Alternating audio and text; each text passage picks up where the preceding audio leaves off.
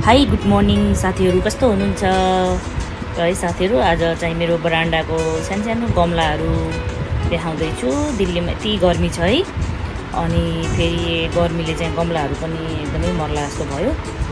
म त फेरि सानो चिजहरू डब्बाहरू मिल्यो भने पनि त्यसमा मट्टीहरू हालेर त्यसलाई चाहिँ गमला नै बनाउने आदत छ है मेरो चाहिँ। के गर्ने है, जहाँ बसे पनि अलिकता हरियोहरू देख्न पाएन भने रमाइलो राम्रो नलाग्ने।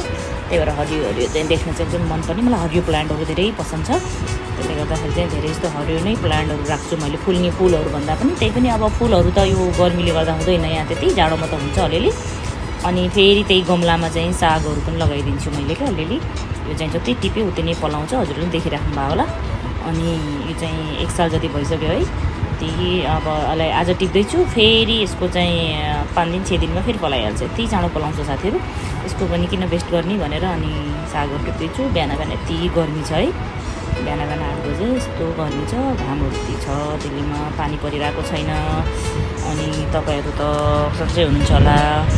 अनि अरू के गर्नुभएको छ सबैजनाले है, हजुरहरूले मैले जस्तै गर्नुहुन्छ त्यही त हेर्नु न। जति नै बिजी भए पनि है, घरमा चाहिँ अलिकता आइने मान्छे भएपछि सबै चिज हेर्नुपर्ने है।